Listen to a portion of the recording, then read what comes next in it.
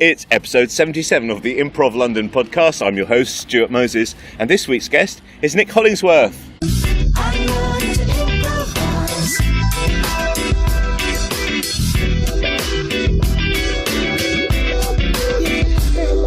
Hello. Hello, how are you? I'm very well. We're sitting here in the Birmingham, perhaps not cold yet, but in the Birmingham chill. We are with our backs to a beautiful church. Yes. I carefully picked one of the least shit bits of Birmingham. I said I wouldn't swear, didn't I? And the sun is coming over the horizon. It is. I like the fact that it's a horizon and not just a brick building opposite. Well, I can't see because I'm blinded by the sun. No, I have to say this is one of the most beautiful. It looks beautiful because I can't see anything. But I'm blinded by the light. Often, yeah.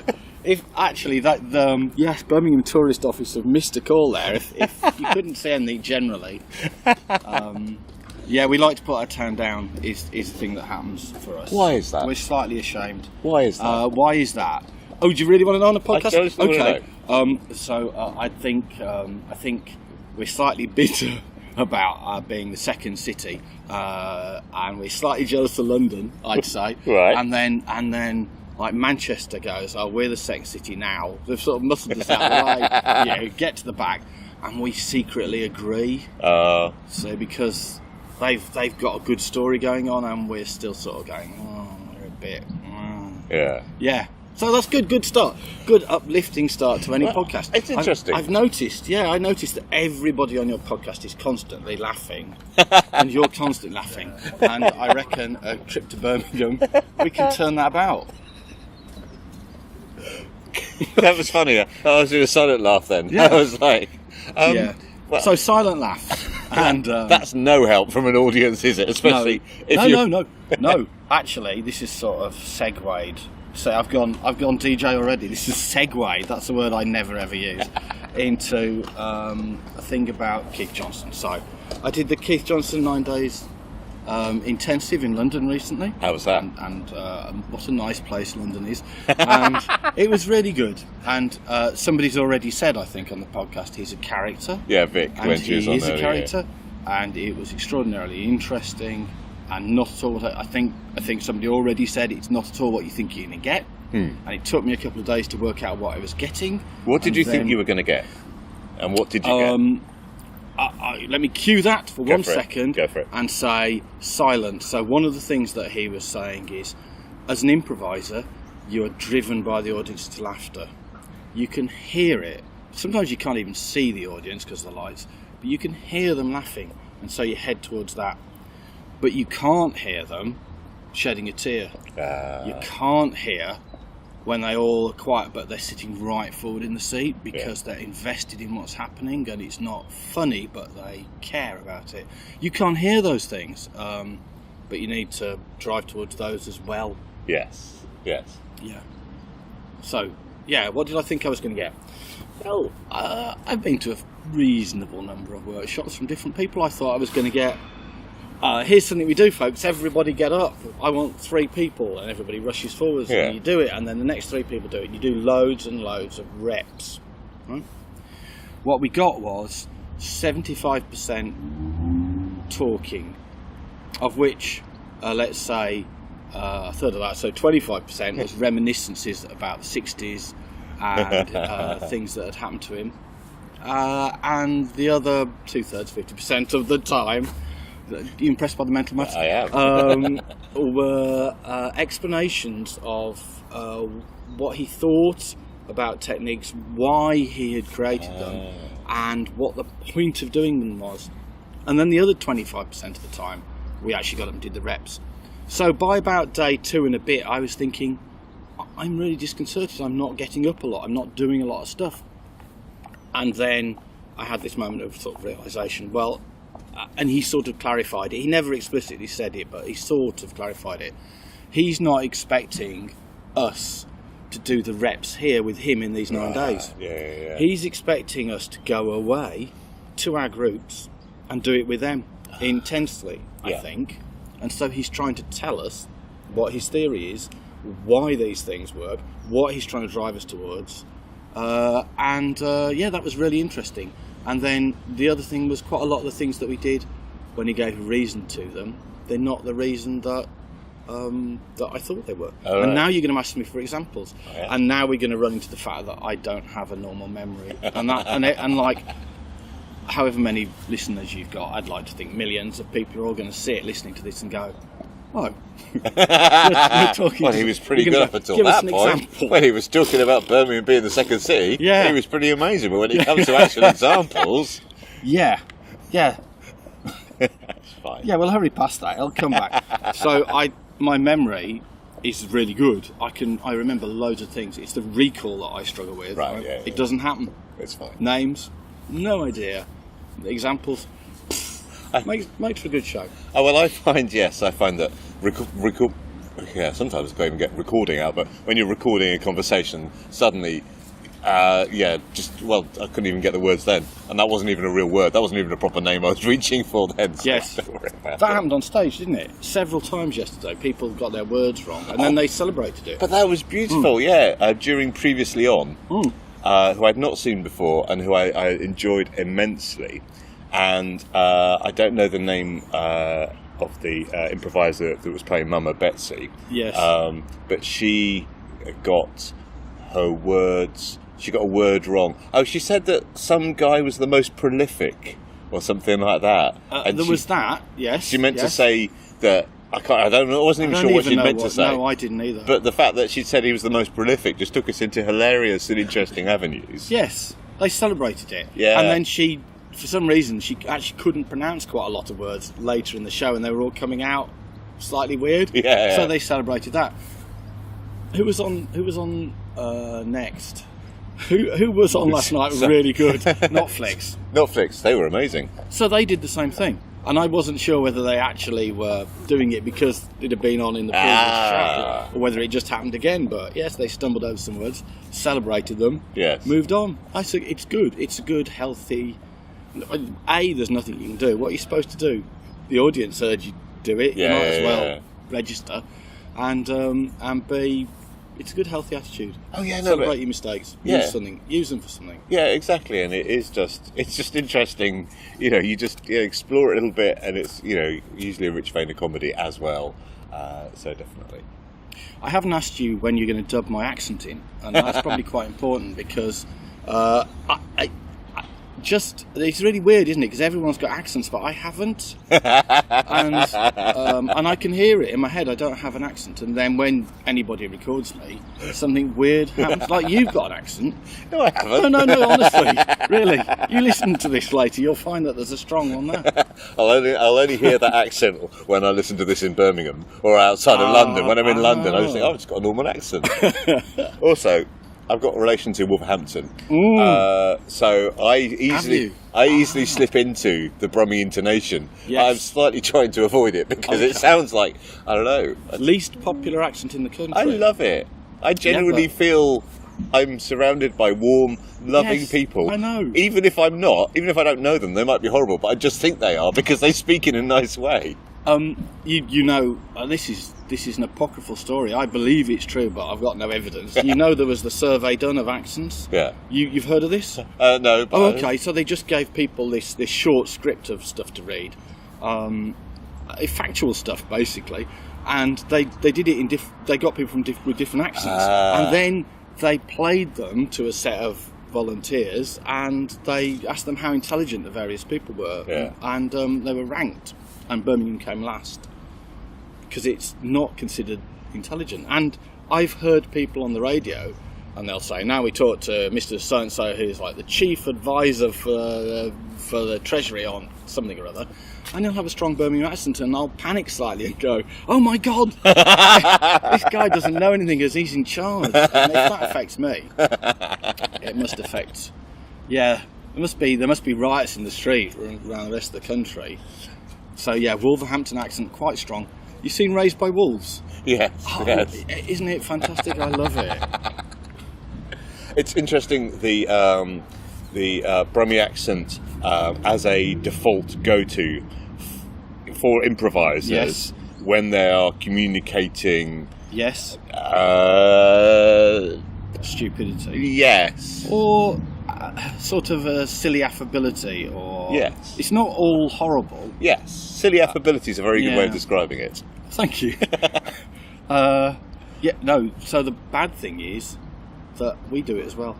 See, that was going to be my next question. When you're in Birmingham or the Midlands, what accent do you use when you wish to communicate silly affability? I'm from the south of Birmingham, and I want to hurriedly assure people who are from Birmingham that I'm not from Solihull. See, I don't understand why that's a thing, but I'll take your word for it. I'll tell you why in a second. Okay. I think that I put on a northern Birmingham accent. That's probably what I do. And that is really insulting. So everywhere, no matter what, has places that they look down on.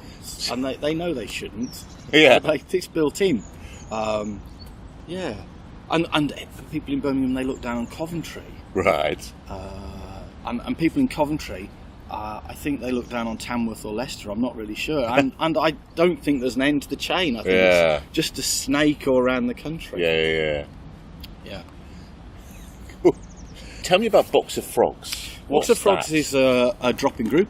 So you have either, or you're about to, talk to John Trevor. He's coming up at next episode. Yeah. What should I ask him? You should ask him about improv. I think that would stick with your key theme, and not about Birmingham probably, or stuff that I'm strong on. He set up Box of Frogs, and although there have been other improv groups in the Midlands, Box of Frogs is like the centre of a cloverleaf. Yeah. Or the Eye of a Storm, if you like, or other songs by 70s rock bands. I won't hear Eye of the Storm now. Yeah, I don't. Sounds like a song.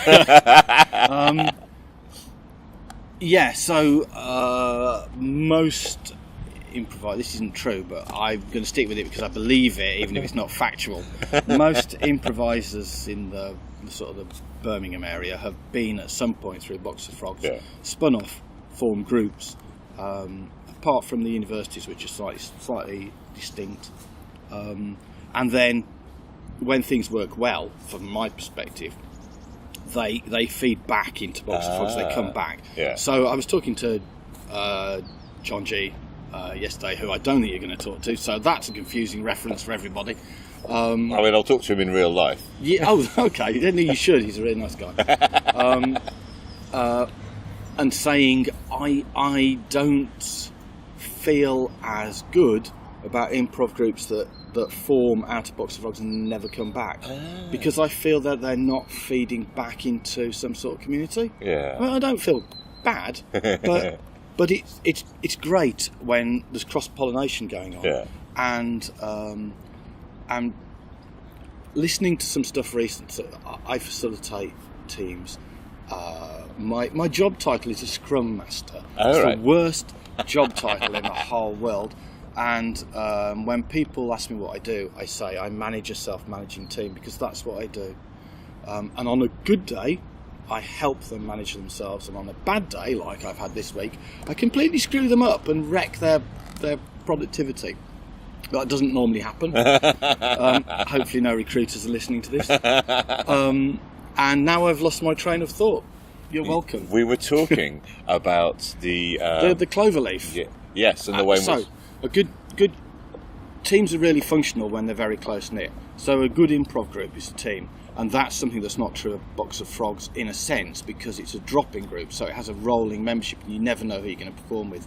A tight knit team, they get to know each other really well. Yeah. They become very productive. It's a matter of trust, and this is true of all sorts of teams.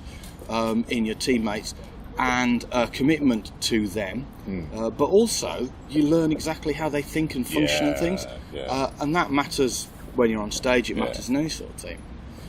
But also another thing about the whole, if you're talking about multiple teams in a group, which is sort of what we're talking about with an improv scene in a city, it's also very important that teams communicate with each other. So and the best sort of functionality is when you get not just a sort of a central figure in one team sharing information or talking to or inspiring a central figure in another team, but all the members of all of the teams all talking to each other in short bursts frequently. Yeah. So that's so I can't quote you that. That is basically sort of communication research or whatever you want to call it. Yeah.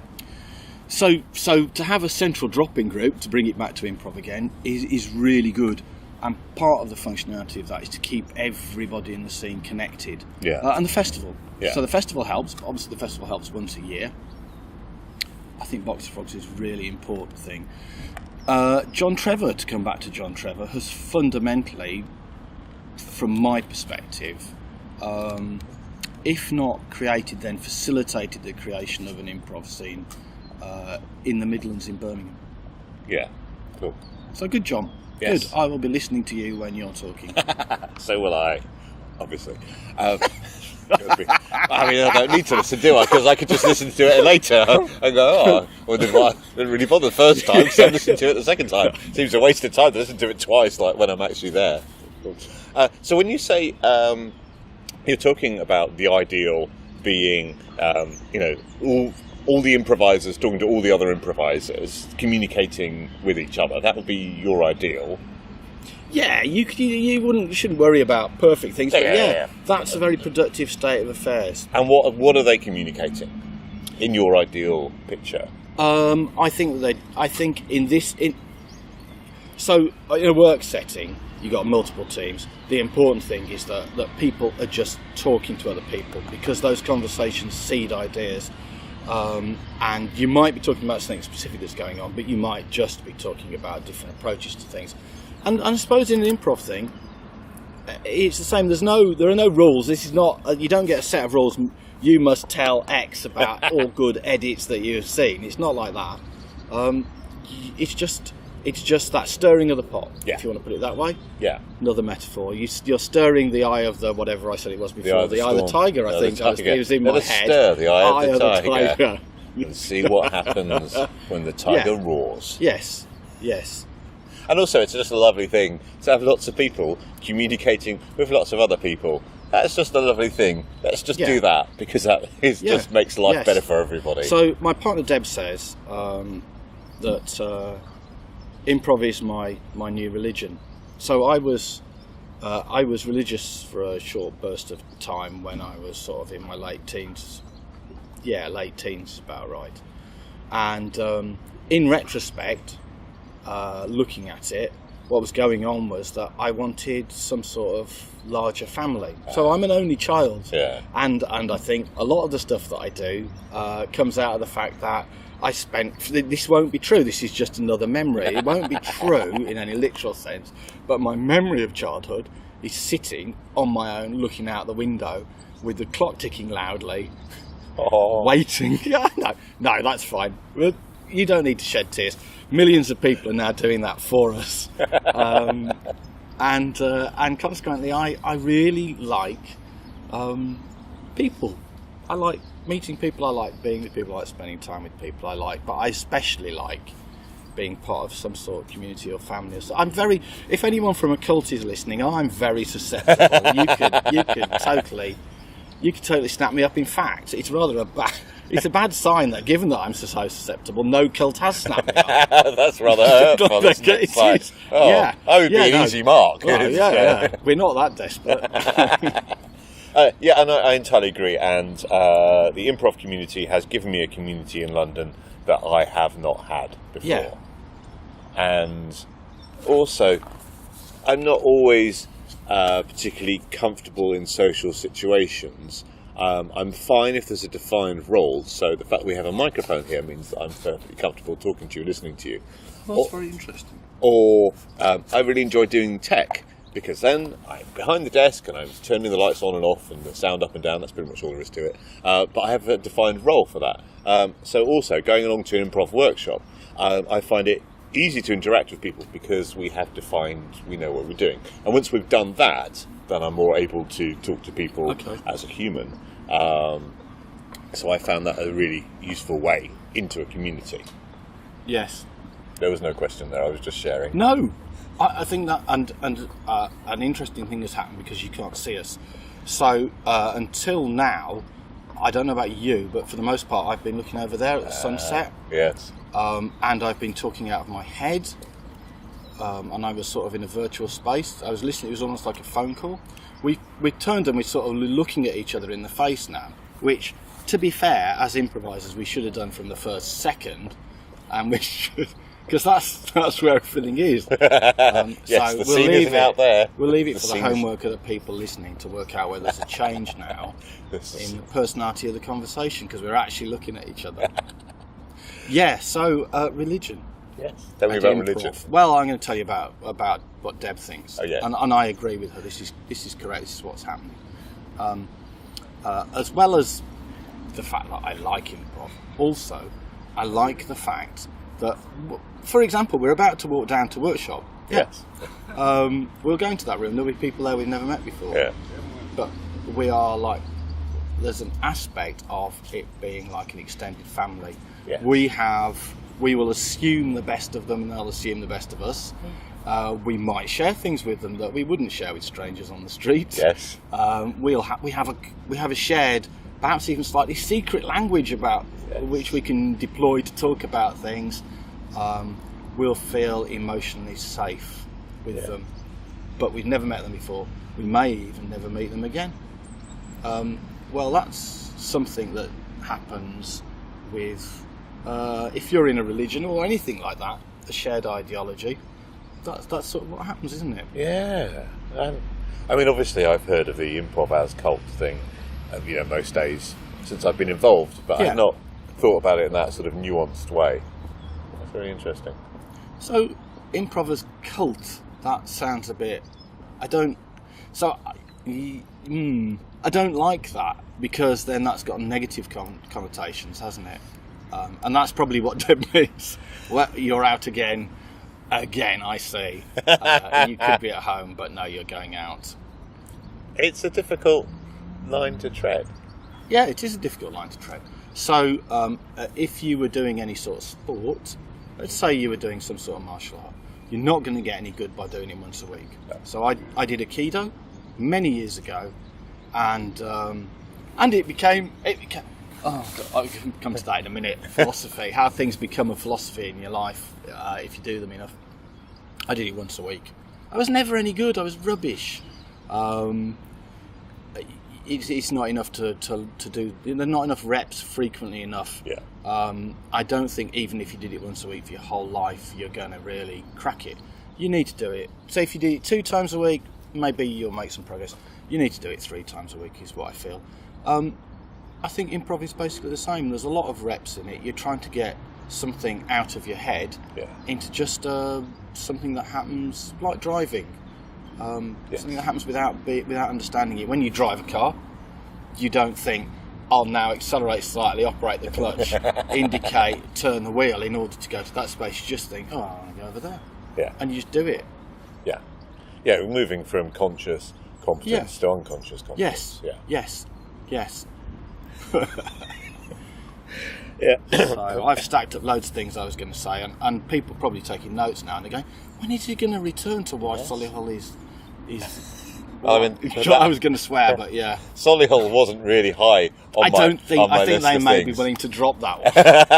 I'm sure he said something about religion a minute ago. Well, I was going to say, you were going to mention something about philosophy. You did Aikido and it became a philosophy or something? With a very small p. Yeah. But if you do anything, I'm sure fishing is the same. People who fish, if you do something and it becomes important to you, after a while you start to see how everything in your life is like it, or how it can be applied. So I did enough Aikido that despite not being good, I thought, you come up against an obstacle. Why are you pushing against that obstacle? Like somebody, you want to do something, someone tells you can't. Why are you pushing against it? Why don't you just go round? Aikido is all about flowing around things. Whether it's an effective martial art or not doesn't matter for the sake of this podcast. I would be quite happy to accept that it isn't. I have no religious connection to it anymore. But it is about flowing around things and not trying to punch your way through. And you see that all the time. But I do still, after all these years, and it was a long time ago, still think I don't have to go through that. I can just go around it. Yeah. Improv, because I am still in that cult, I see constant connections between it, and I have to bite my tongue and not tell people. Yeah. It's a filter, isn't it? So you can see the world through a keto filter, you can see the world through an improv filter, you could probably see the world through a fishing filter. Yes, I think that's right. The fishing filter is probably one where you have to be really prepared. Yes. And then very patient. Yes. And then ultimately your reward will come. Or not, probably. I don't know. Oh, yeah. And... happy with no result. Exactly, yeah. Happy in the moment. Yes. It's all about being in the moment. It's improv as well. Oh! You can't plan a fish, you can prepare. Yeah. Oh. And if the fish doesn't come, you accept that as well. Yes. And steal someone else's and take it home. Oh, okay. How do you steal somebody else's improv fish? Well, you run on stage. Their scene's going well. Oh, you run on. Do you know that really annoys me? I'm like, obviously, when you're in the audience, and especially if you're an improviser, you are able to watch it with more detachment. But it's like, oh, we didn't need you. Get off. Yes. Get off. There's very few times that. There are some times when it's needed, but get off. Yes. Having done improv, I think you watch it in a different way. Yeah. And not least, you just watch people's levels of energy and you go, that person's nervous, that person's frightened. I think people seeing improv who aren't improvisers go, that person's incredibly brave, because to be honest, they are being incredibly brave. They're standing there, they've no idea what's going on, they're trying to work out how to support, what would be good to throw in, what would be unproductive. Yeah. But to some extent, I'm sitting there going, "Oh, their face looks slightly concerned. Their hands are fidgeting. Yeah. Or they're moving from side to side. Why are they moving from side to side? Yeah. They don't even know they're moving from side to side. You'll see me if I ever get on the stage and you get to see me this week. You'll see me fidget, pick. God knows what. I'll probably be trembling or fall on the floor or something. I won't even know I'm doing it. Yes. It's interesting some people worry that if you understand how the magic trick is done, then it'll be no longer magic. But that's not the case for me, because last night I was watching all the groups and I was watching it with my improviser's eye, and I was like, oh, that's really interesting. They've obviously practiced that. Yes. So, for example, with Netflix last night, who I had not seen before, just watching their opening number and watching how clearly they passed the line to the next person. It's just like, they pointed. And I'm like, that's so crucial, but they were so precise about it, and it was so clean.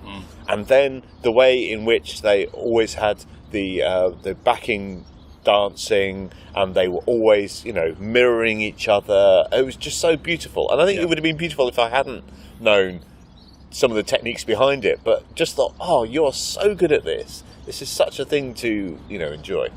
I'm glad you mentioned them. I made copious notes.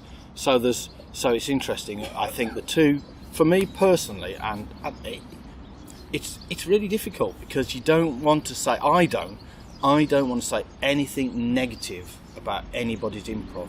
And over the years, I've seen some really bad improv as well as some really good improv. But I know exactly what the people doing the bad improv are feeling like. And I know. Yeah.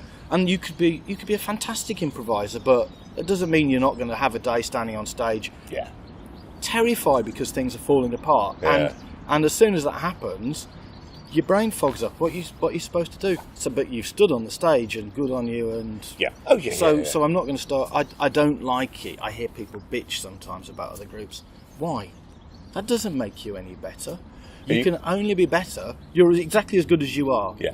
Putting other people down, it doesn't make you an iota better, but it does make you a bit of a dick. Yeah, there's not a division system where you can slag someone off and that'll bring them down and raise you up. Exactly, and it's not a zero sum game. Yeah, exactly. Yeah, you've read Katie Schute's. I haven't got it yet. I'm waiting. You're waiting for it. Yeah. Well, I would have thought any decent sort of person would have brought me a copy, but in retrospect, I should have come. Yeah, I should have been Katie's I was thinking ambassador. of you when I said any decent person. It was you I was thinking of. But I should have just brought her book as a gift Yes. I think so. That sounds reasonable. It's obvious now that Then in retrospect, there's a section in that where she talks about, quite early on in the book, how to analyse if there's a group or a school or an act that you don't like, and sort of analyse that and process it, see what is good about them, what you can learn,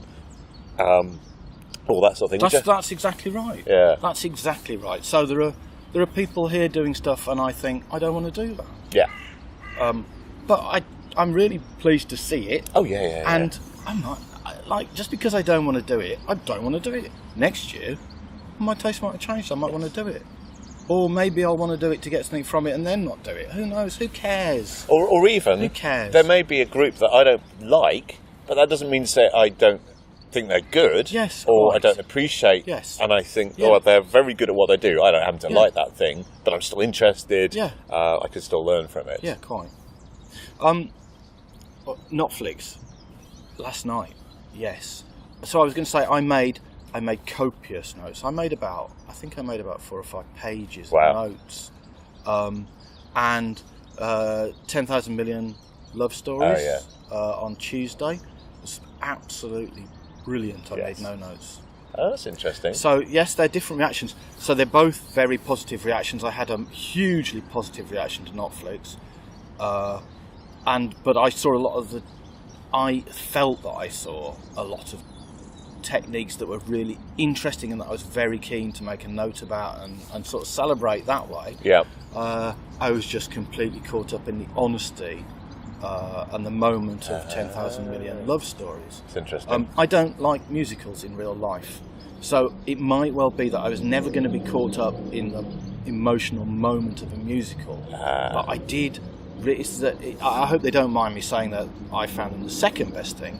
I only found them the second best thing of the festival so far because I had such an incredible reaction to 10,000 Million Love Stories, which was you couldn't. So that was an interesting example of something I think you could not script. Yes. You couldn't get that level of intimate honesty by writing all of that and rehearsing it. It had to be extemporised. That's either the right word or something to do with preparing a wall for paint, one of the two. And yeah, so different reactions, both very positive. Netflix, I really like. I'm sure this isn't what most people will have really liked, but I really, really liked the coordination of the backline, whoever was in it in the moment. Quite often they would have 2 people forward on the stage, doing something. One of them probably the main character for that scene, singing, the other one supporting and prompting them and counterpointing them. And the other 4 people would be doing something. They would form a backing chorus and sing, or they would just do stuff. Yes. I loved that. I couldn't take my eyes off them. Now, that's not what they were trying to do. Yeah. And I'm sure that's not what a normal audience would have stared at. It was the level of skill with which they did that drew my attention because it was fantastic. There were moments when the 6 of them on the stage, by moments is the wrong word, almost all the time, the whole stage was mirrored symmetrically left and right. Yes, and I loved that. And I saw them do it, and they did it so fast. Yeah. I saw them do it on the second beat of the second note of a song. Yeah. You can't do it on the first beat of the song. So they could not get quicker than that. It was really, really good. Yeah. And there were no moments that I saw when 2 people were mirroring each other, and the others hadn't caught on. They were completely in sync. And they weren't even the same. So you would have 6 people on stage, so there would be 3 mirrorings going on. But I didn't see them set it up. You may have, because I think you've got a lot more experience than me. You may have seen them set it up. I didn't. No, I just saw it bang like that. Just straight away. I did not see any of that setting up at all. I imagine that they've practiced just that. I was saying to John G, because he's John Well, his surname no one can quite pronounce, who's got a group he's setting up called Off Broad Street. Oh, yes. Broad Street is a big street in Birmingham. Lovely. And they are practicing exactly that musical. Perhaps not exactly that, but that sort of thing. musical, narrative, improv. And he can correct me if I'm wrong, which I will be. That is a skill worth practicing on its own. Just spending time mirroring each other, looking at each other, what's the other person doing physically, emotionally. Yeah, it was really good. Yeah, I mean, I was never a fan of musicals until I started improvising musicals, and then a light switch went off, and I thought, oh, right, now they make complete sense, and I'm a total convert and zealot. So I found so much to enjoy and to learn from last night. There was, I should have made as many notes as you did, but I got, caught up in the performance. Yeah. Well, my notes, it'll be like, have you ever woken up and had a fantastic idea? Yeah. So when I used to program, because I don't get to program anymore, but when I used to program, it would be in my head. I have weird attention. It flits all over the place, and I have a lot of trouble managing my attention. But when I used to program, I would be able to think about one very complicated thing for days. Yeah. At the exclusion of everything else, I wouldn't necessarily be able to function at home properly or anything. I'd just be thinking about that. And now I'm going to lose the thread again, just to prove what I was saying about my attention. Oh shit! You were talking about the notes, and when you make a note and you look at it later. You wake up, right? So I would wake up in the middle of the night and I think, oh, I've cracked it. This problem that I've been thinking about for ages, and I would write some notes down. No, I exactly understand what I've got to do. And then I'd wake up in the morning and I'd read them, and they'd just say, well, the utter nonsense. I just had the feeling of cracking it. So I'll go back to my notes from Notflex, and I'll look at them, and I'll just say, oh yes, they're on stage. Oh, yeah. Well, I found myself having to write more detailed notes when I write notes on my phone, because I'm like, well, I have no idea what this number is. Yeah. It was obviously important at the time. Yes, but I need more context. Exactly. Have we got time left to talk about Box of Frogs and short form? Yes. Yeah. Okay. Talk about that. So I think, for the most part, people want to talk about long form, and so do I. Really, I want to do long form, and I want to do stuff that's not funny, which plays to my strength. But I've done quite a lot of shows that we have a. If I had a memory, I would pimp it. But we have a monthly free show. We have the internet Blue now. Orange. People can look it up themselves. Called Totally Free, which is very clever. It's a pun on reptiles and amphibians. Yeah. Not crucially frogs, but no, I think froggily free doesn't make any sense. No. Anyway, Totally Free at the Blue Orange. Which is not totally free. It's a lie. We shake a bucket at people afterwards. I find that slightly awkward. And what I normally do, if I remember, is get the jug so no one else can have it, and shake it at the audience while pleading with them. And while they're filing out, they have to come past. It's like mugging. I plead with them not to give us money and try to come up with as many reasons as possible why we'll waste it. Because I genuinely actually feel awkward. Yeah. So that's like an improv thing. Say what you actually feel. Yes. Yeah. So short form. We do a short form show once a month. It's just Daft Games. We get to do an hour and 45. It's a 2-hour show with a break. Maybe an hour and 40. I listen to people saying on your podcast, oh, it's brilliant, we got a whole 20 minutes. Are you joking? 20 minutes? How are you meant to do anything in 20 minutes that's going to have that snowballing momentum and stuff? So the thing that I think that I've learned, there's two things, but the thing that I thought that I was going to say that I think that I've learned from doing that is that the contents of the games or what you do on stage is not terribly important. Let's say we do A to Z, which I hate, but it doesn't matter whether I hate it or not. One point is, if you flawlessly, I've seen people do it flawlessly. They would just do things A to Z. Oh, that's really clever. Who cares? I'm not impressed by you being able to form 20-something sentences. I'm interested in whether or not you move me, whether the relationships, whether or not I see you stumble and pick it up with good cheer, whether you seem to be in pain but you're carrying on, whether you pimp your partner, whether you trip your partner up. If there's some sort of story with characters and there's some sort of relationship, I just don't care about any of the other stuff at all. That's great. So that's the one thing. But but the show is good or not, I think, depending on what happens in the first 5 minutes before the show starts. So we talk to the audience when they're in the bar. We're just pleasant. We're friendly. We get suggestions written down for us and stuff. When they come in, we say, welcome. We're all now, and this is what, we don't say this, but this is what's going on. We are now all one big group of mates for the next 2 hours. And we're really glad you came here. You're part of us. And then something happens. And then over the next 2 hours, what we've all said things, the audience has said things and we've said things, and we bring them back. And it's like when you sit in the pub with your mates, you bring things back maybe from years ago, but also you just riff off what each other have said and you laugh. You can never repeat that to someone else and go, oh, John said something fantastic in the pub. It was so funny. I said, I've got to get in the car. And he went, oh, don't lose your keys, mate. No one's going to laugh at that because they weren't in the conversation. So I think, in a sense, what happens on stage is much less important than that relationship that you form with the people in the room, especially the audience. I mean the audience in the moment, to make them feel that they are all one big group of mates for a while, and that's it. And bringing them together is important. So one of the things that Keith said, anybody who was hoping to get tips about Keith Johnson, you're not going to. That's not going to fit in the time now. So sorry about that. One of the things he said was, get the audience. He was talking about one voice, and he went, you can get the audience to do one voice. You do one voice as a group and they'll do one voice back to you. You can do it and you can sustain it, but you have to get them really close together. And that's also true. If you can get people sat close together, they will have a better time.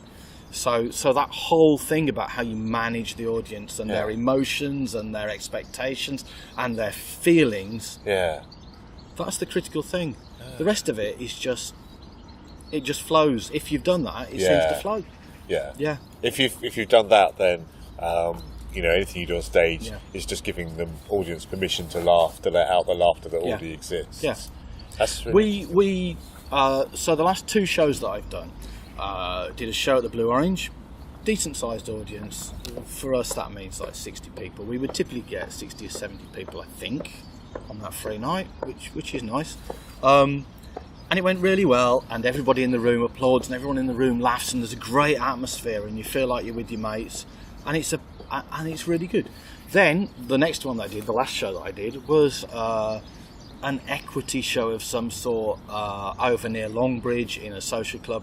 These people had never seen improv; they hadn't come to see the improv. It was a variety show, mostly bands, and it seats about 600 people, I'd say. Wow. And there's about 60 people there, and they're spread out cocktail style, way off across the room, and there's no one near us, and we sucked. It was a car crash from my perspective. It may have been glorious, but to me it seemed like we sucked, and it was really dull, and nobody was listening to us, and they were talking to each other, and they didn't really want us to be there, and we sort of came off stage, and there was sort of a feeling like, oh, that audience wasn't any good. Now I strongly disagree with that. That what actually happened was that was a really difficult audience to deal with, and we didn't deal with them. So that just means we're not good enough. Right? We're good enough to do the Blue Orange audience and do it well, but they've come to see improv, and then there's quite a lot of them, and the room's quite full, and they have already got the mindset of, I want to see improv, and I'm hoping this is going to be really good. And then there are degrees of difficulty. That was a really hard audience. So I think it's a good idea to do it to difficult audiences. We don't perform to difficult audiences enough. We should sort of try to work out what's the next step up in difficulty. We should perform to them until we can win that sort of audience over. Not performing to family and friends and people who've come to see you specifically is a really good idea. We don't do that enough at the moment.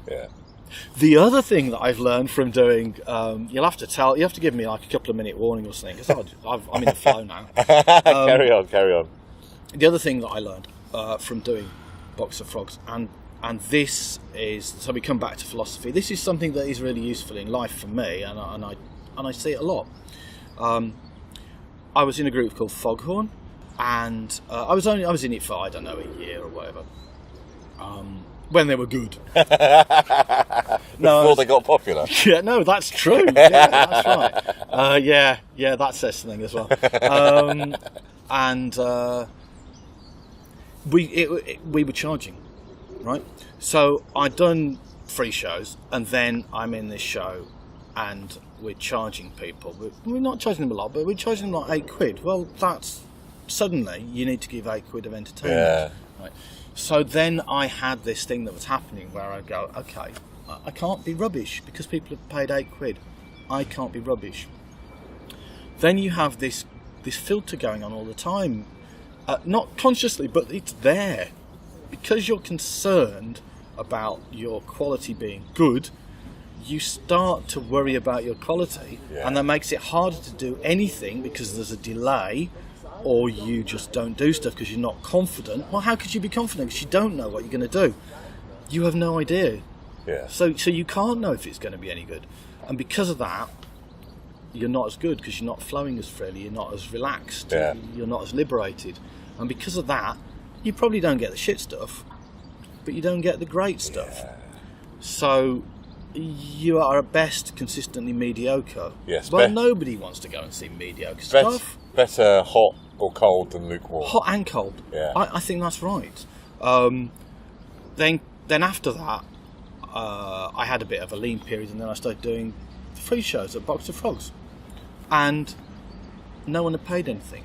I felt no obligation to the audience whatsoever. I'd love them to have a great time, but it's free. Yeah. And if they hate it, there's a bar attached, right? Yeah. I felt no pressure. It got to the point where I was on stage and I felt I was thinking I should feel like some level. I used to be a very shy person, right? When I was younger. I was very shy and I was awkward and I didn't really know how to talk to people, and I certainly didn't want people to look at me. And this, we're talking about probably still in my late teens. I was awkward and felt like that. So really, I ought to be standing on the stage, and I'm not. Before I did improv, which is like 7 years ago, I'd never stood on a stage or performed or anything, apart from work, which doesn't count. It's not performance. So really, I ought to feel some sort of concern with people staring at me, but I felt nothing. I was completely comfortable. And then I realised that you can be too comfortable. You need to feel a little bit of energy and excitement in a good way. But yes, the key thing was, because I didn't owe people anything, I was completely relaxed and I did whatever I wanted to do on the stage. Yeah. And also I dick about a lot, which I hope, and other people may disagree, I hope I dick about to a useful extent, i.e. I subvert what's going on, but I don't damage it. Right. Yes. Right? Yeah, in a way that is playful and points out that we know that.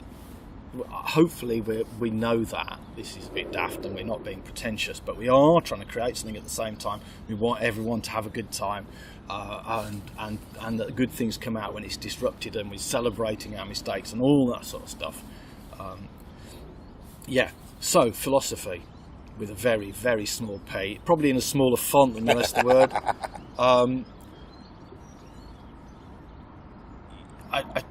At work, you're getting paid to do something, and there are deadlines, and it's really important that something is good. And in order to get something that's as good as possible, you have to somehow not care. Yeah. You have to go, I don't care.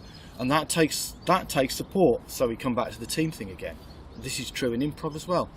If, as say a director, you make people worry about whether or not something's going to be good, that would be counterproductive in a team at work. If you enable people to have permission to give you shit, yes, then on average you're going to get more ideas. I really struggled to apply things at work in a practical way, and the one thing that I have consciously done, I don't use improv at work, even though my job actually, people who do my job, there seems to be some sort of improv thing going on. There are a few people who do my sort of job in other companies who do consciously use improv. I haven't, because it feels like mixing work and home. Right. I don't feel that I can impose that on people at work. But the one thing I have done is, we'll sit down, we've got a problem, or we've got something we need to design. I'll go, everybody's got to give me 5 ideas. That paralyses everybody. But the one thing that I've done that seemed to work is I want 5 ideas. Some of them must be weak. Yeah. I want some weak ideas. And one of them must be atrociously bad. Yeah. Really bad. And then the weird thing is I'll get 5 ideas that I can't spot which the bad one is. But the people have got... I think people have got permission to hide behind it. So they've got ideas. And also, if somebody was to go, which God forbid anybody would do to their teammates, but if someone goes, oh, that's rubbish, you can go, yeah, I know, that's my rubbish idea. You're safe. You cannot be criticised. Cool. There you go. Thank you. You're welcome, everybody. If you want to sponsor us for more philosophy lessons or like tips in life, we can start a new philosophy podcast. Yeah, we probably should have talked about improv more, but yeah. And we talked about improv a lot. I think so. That's fine. That's enough. That's enough. We talked about improv enough. Yeah. Thank you very much. Thank you very much. How nice. We'll walk down to our workshop now. Goodbye. Goodbye, everyone. I made this. That's improv!